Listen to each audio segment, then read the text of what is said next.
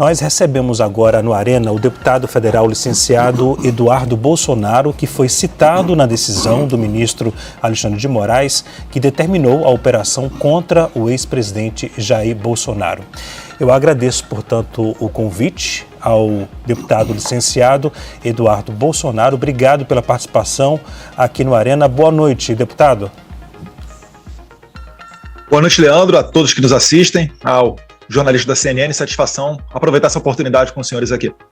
Deputado, como foi que o senhor recebeu essa informação sobre a decisão, a determinação do ministro Alexandre de Moraes em relação ao seu pai, ao ex-presidente Jair Bolsonaro, e também a proibição de o senhor manter conversas com o Jair Bolsonaro? Olha, uma decisão muito mais do que lamentável, né? Ela é repugnante e ela só reforça a ditadura que a gente está vivendo no Brasil. Não dá mais para tratar isso daí como democracia. O mundo inteiro, que ainda não conhecia Alexandre de Moraes, fica espantado, né? Não se vê em local nenhum do mundo uma pessoa, antes sequer de uma condenação, viver praticamente no regime semiaberto. Bolsonaro está sofrendo agora prisão domiciliar, tal qual sofreria uma pessoa que tivesse progredido para o regime semiaberto, podendo sair de casa durante o dia apenas para trabalhar. E quando se trata, né, de uma relação de pai e filho, fica mais claro ainda para todos aqueles que têm família que isso é para humilhar, para esculachar e, principalmente, depois de vir e ainda sendo embasada a decisão do Moraes, em um dos dispositivos, dizendo que ele está tomando essa decisão porque o Bolsonaro postou um vídeo do Donald Trump prestando solidariedade a Bolsonaro. Isso daí fica mais claro do que nunca. Agora, o que causa estranheza é pessoas, né, que eu não consigo entender que estejam em sã consciência, achando que essas medidas vão fazer o Donald Trump recuar. É importante que entendam, não haverá recuo. Eu não falo pelo Donald Trump, eu não falo por ninguém do governo. Se quiserem tentar lá e botar o Geraldo Alckmin, né, que esteve naquela foto ao lado de terroristas da Jihad Islâmica, Hamas, Hezbollah, que já assassinaram diversos, milhares de norte-americanos, podem tentar. Boa sorte. Boa sorte na negociação. Não adianta o Lula ficar comendo jabuticaba, o Celso Amorim cantando Quem Tem Medo do Lobo Mal, e depois mandar um jornalista lá dentro do pool que eles falam da Casa Branca, perguntar para a porta-voz da Casa Branca: o Lula está aberto à negociação, por que vocês não negociam? O Brasil não se dá ao respeito. O Brasil não buscou nenhuma porta de entrada junto ao governo norte-americano. A gente está no momento talvez mais importante da diplomacia brasileira das últimas décadas. O nosso chanceler estava na Irlanda, a embaixadora do Brasil nos Estados Unidos estava de férias. Eu estava anteontem dentro do State Department, uma reunião com 8 integrantes de altíssimo nível. Veio a pergunta: qual o nome da embaixadora de vocês aqui em Washington DC? Ninguém sabia responder. Esse é o tamanho da insignificância do Brasil, que tem vivido mais do que nunca os dias de anão diplomático. Não tem como você achar que o Brasil não vai sofrer consequências se aliando ao todo tipo de escória mundial. Então, o cenário que a gente está vendo hoje é fruto da perseguição política e de um governo acéfalo. Deputado, deixe-me chamar aqui também os nossos analistas, a Juliana Lopes e o Pedro Venceslau, que vão participar da entrevista também. Juliana? Deputado, boa noite, obrigada por participar aqui dessa entrevista. Queria perguntar para o senhor o seguinte: a Casa Branca, em conversas com o senhor, ofereceu asilo político ao ex-presidente Jair Bolsonaro? Quando isso aconteceu? Se foi nessa semana? Negativo, nunca ouvi uma conversa dessa. Nunca tive conhecimento de nenhuma conversa dessa. Porque tem não tenho nem o que dizer sobre isso. Tem algumas agências, né, falando sobre isso ter sido passado por Paulo Figueiredo também, sobre a possibilidade de asilo político. A gente falou com o ex-presidente Jair Bolsonaro aqui nessa semana e ele negou que tenha qualquer tipo de articulação. Por isso a pergunta ao senhor, se isso foi oferecido ali do outro lado pela Casa Branca. Negativo, de maneira nenhuma, isso não foi cogitado. Inclusive, né, na nossa caminhada ali dentro da Casa Branca e dentre outras autoridades, alguma pessoa de fora, né, antes de entrar lá, brasileiro, veio falando: Eduardo, posso buscar um acordo para tentar livrar só o Bolsonaro? Eu falei: negativo. O país está vivendo uma crise institucional, não é uma crise política. Eu não estou aqui para defender o Jair Bolsonaro e nunca tive nenhuma conversa com ninguém do State Department ou ninguém da Casa Branca ou ninguém dentro do Congresso Nacional visando Jair Bolsonaro. Bolsonaro, ele é só mais um dos perseguidos. É claro que tem muita notoriedade porque ele lidera o movimento. Na verdade, querem calar muitas pessoas no Brasil. O Bolsonaro, ele só está no meio do caminho. Agora, falar que houve uma investida para se botar Jair Bolsonaro em exílio, asilo, etc., eu quero saber a fonte. Eu quero a cariação com essa pessoa. Deputado, essa pessoa com quem o senhor conversou é da Casa Branca? Que falou... Não, negativo. É um brasileiro, pessoa que não tem relevância nenhuma, não é conhecida de ninguém, e veio falar que, imagine se de repente tirassem só o Jair Bolsonaro do processo. Eu falei, negativo. Nem levo para o Jair Bolsonaro isso, que isso aí está fora de questão. E também, vamos ser sinceros, não tem como fazer acordo com essa atual conjuntura aí da Suprema Corte. Se acordo desse resultado, a cartinha do Temer tinha acabado com toda a perseguição política do Brasil. Eu aprendi com Alexandre de Moraes que não se deve recuar mediante chantagem. Só que agora Alexandre de Moraes está encontrando uma pessoa maior do que ele para bater de frente. Estados Unidos, Trump já entrou em disputas com o Canadá e ganhou. O Canadá fez uma lei migratória mais rigorosa. Entrou em disputa, uma política, entrou em disputa com o México reclamando da invasão de fentanil nos Estados Unidos. O México fez a maior apreensão de fentanil da sua história. O líder supremo do Irã, o Ali Khamenei, disse que não ia parar o seu projeto nuclear. Ele foi e jogou uma bomba. Os senhores acreditam que dará certo, então, Alexandre de Moraes, tendo o respaldo, tendo como coadjuvante Lula, para conseguir fazer o Trump recuar? Pelo amor de Deus, as elites brasileiras têm que bater na porta correta. Os senhores são responsáveis por permitir também, em boa parte, não somente, mas por permitir que o Lula estivesse aí no poder. Muita gente apoiou o Lula. Chegou a hora de vocês passarem a fatura de dizer, olha, eu não quero que o Brasil vire uma Venezuela. Muitos aloprados especialistas já falaram que topam. Não, por mim, pode mandar a tarifa, o Brasil não pode baixar a cabeça. Eu quero saber dos senhores, que tem boa parcela de poder nacional, se os senhores concordam com isso que está acontecendo ou se vão segurar Alexandre de Moraes. Pedro Venceslau tem uma pergunta também. Pedro? Deputado, as pesquisas mostram que depois da tarifa, o presidente Lula recuperou popularidade. Eles estão fazendo uma campanha grande nas redes sociais, conseguiram um engajamento que não tinham antes. Isso também aconteceu no Canadá, citado pelo senhor, também aconteceu no México. Sempre que Donald Trump entrou em ação, ele acabou ajudando a recuperar a popularidade ou a dar popularidade para esses presidentes. O senhor não acha que isso que está acontecendo isso exatamente no Brasil? Quer dizer, que há uma rejeição muito grande a essa decisão de Donald Trump e que isso está beneficiando o governo e o presidente Lula? Eu não estou preocupado com a eleição. Se o Brasil não resolver nos próximos meses ou próximas semanas essa crise institucional, não haverá eleição em 2026. Então por que eu me preocuparia com popularidade? Eu não estou preocupado com popularidade. É 100% vitória ou 100% derrota. E eu tenho certeza, se nós sairmos vitoriosos, eu creio, tenho fé em Deus que sairemos, a gente recupera essa popularidade em 1 ou 2 dias. Não estou realmente preocupado com isso. Eu estou preocupado a gente chegar numa eleição em 2026 sem Bolsonaro poder concorrer, sem eu, que muitos dão como certo um senador por São Paulo, poder retornar para minha terra. Vocês acham que vai acontecer com o quê? Com vários deputados do PL, tem cerca de 9 deputados do PL que enfrentam processos no STF, a esmagadoríssima maioria por falar. Tem gente que está sendo investigado por falar da tribuna. Cabo Gilberto, Marcel Van Hatten, eu, novamente. O Nicolas tem processo, o Gayer tem processo. Vocês acham mesmo que Alexandre de Moraes vai permitir que determinadas pessoas cheguem ao Senado, sendo que são certo e claro que votariam o impeachment do Alexandre de Moraes? Vocês acham que ele vai permitir que isso aconteça? O Brasil terá a oposição varrida das eleições de 2026 se a única esperança que está surgindo agora com os Estados Unidos não der certo. É por isso que não haverá recuo. E o nosso aliado, ele é muito forte. O Trump não vai recuar diante do Alexandre de Moraes. Perfeito. Se houver o cenário de terra arrasada, pelo menos eu estarei vingado desses ditadores de toga. Agora, deputado, o senhor vem sendo pressionado tanto por parlamentares daqui do Brasil, da direita, como também por empresários, para tentar convencer o presidente Donald Trump a voltar atrás e derrubar esse anúncio do tarifaço? Algumas pessoas falaram comigo, obviamente preocupadas naturalmente com as tarifas. É óbvio que não é o cenário desejado. Eu, desde o começo, sempre advoguei por sanções individuais contra o ministro Alexandre de Moraes, mas essas tarifas são a única novidade que estão fazendo, né, o sistema repensar. É a única alternativa e fim de esperança que nos resta.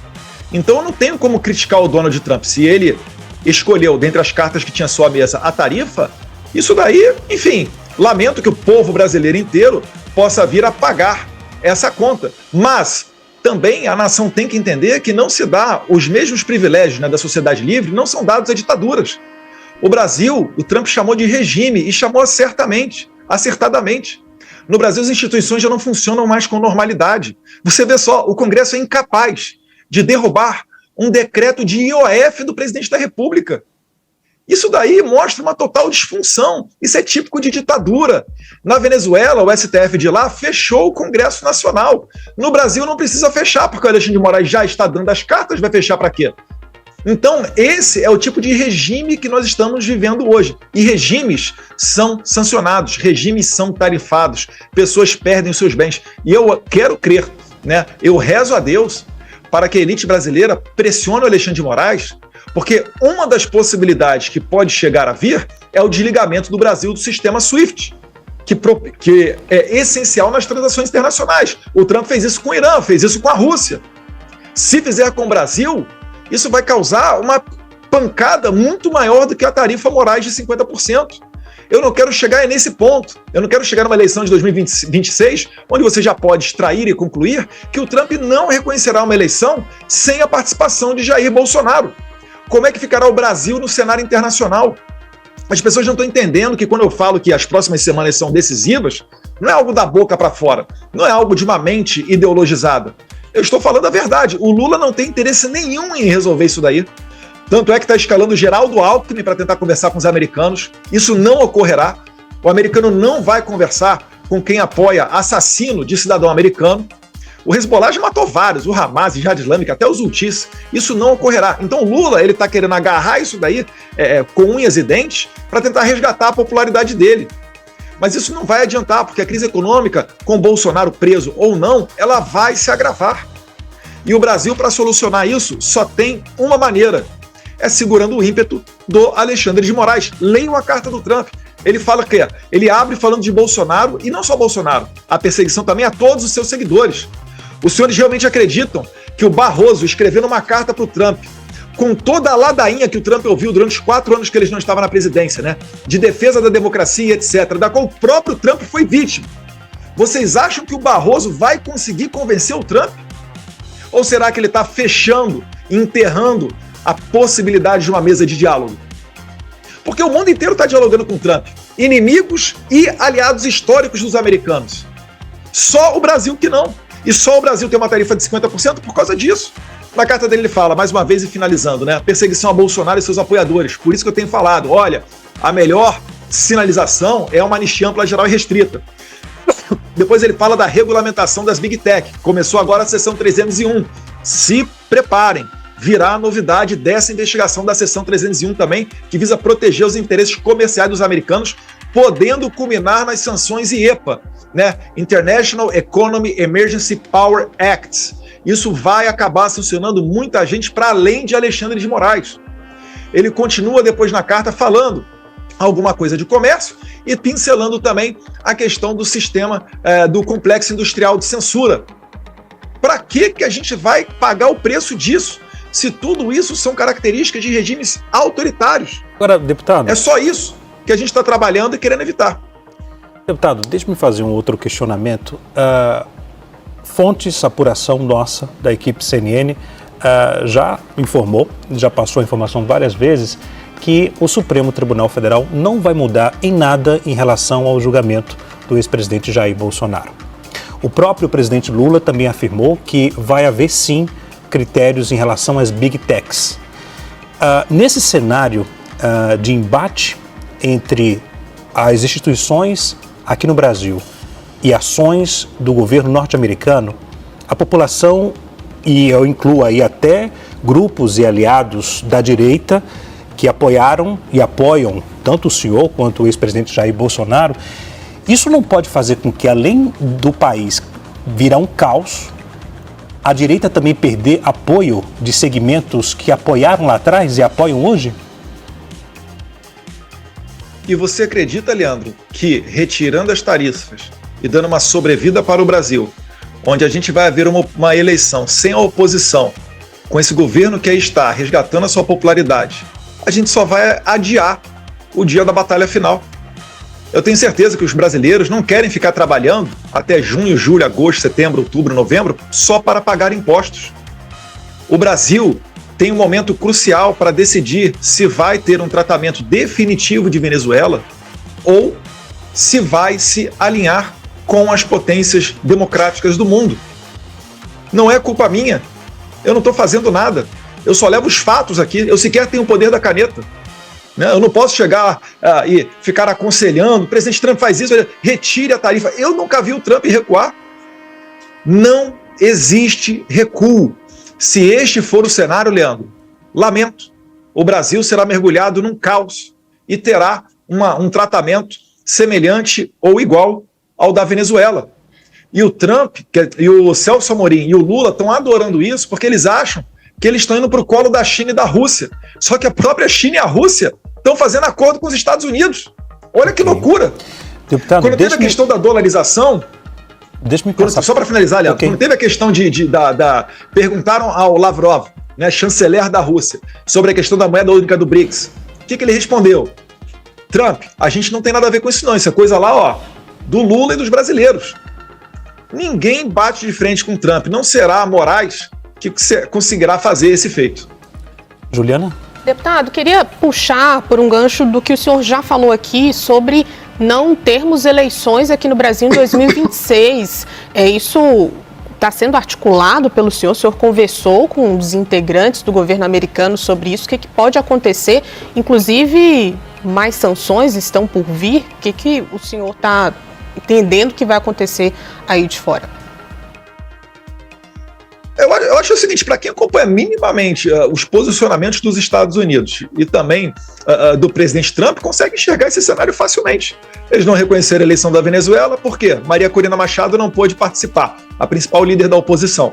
Depois o Maduro vai e sem uma auditoria, né, até porque a Maria Corina Machado conseguiu comprovar, através de uma auditoria paralela, que ela venceu com mais de 60% dos votos. Né? Ela e o Edmundo Gonzalez, né? Porque ela não pôde participar, o Edmundo Gonzalez foi seu preposto. Mas ela comprovou que venceu, o Maduro recorreu ao seu TSE, o TSE saiu de uma salinha dizendo, olha, saímos da sala aqui agora de apuração, 51% dos votos a favor do Maduro. A eleição brasileira, ela tem tudo para ser esse tipo de eleição. Os Estados Unidos não vai reconhecer, o Trump já falou que o Jair Bolsonaro está sofrendo uma perseguição, que ele é uma pessoa honesta. Ora, meu Deus do céu, ele está sendo acusado de um golpe de Estado, e eu também agora. Está claro para todo mundo que esse processo de golpe, essas investigações, elas são abertas só para o Moraes selecionar quem ele vai pegar. Vamos perguntar para o Alexandre de Moraes, numa entrevista ao vivo, aquelas mensagens que o Glenn Greenwald dispôs na Folha de São Paulo, onde ele diz, tem que pegar o Eduardo Bolsonaro. Essa é a pessoa que está me investigando. E ainda tem gente, não estou falando que são senhores não, né, mas de outros grandes canais de comunicação, que dão contornos de legalidade e comentam com normalidade isso tudo. Isso tudo está errado, está viciado desde o começo. Nós somos pessoas honestas, não tem nada que pese contra nós. Pessoas velhinhas, que nunca pisaram numa delegacia, tratadas como terroristas, num golpe, sem apoio da polícia, sem apoio das Forças Armadas, num domingo de janeiro. O próprio Moraes estava de férias lá em Paris, Bolsonaro estava nos Estados Unidos.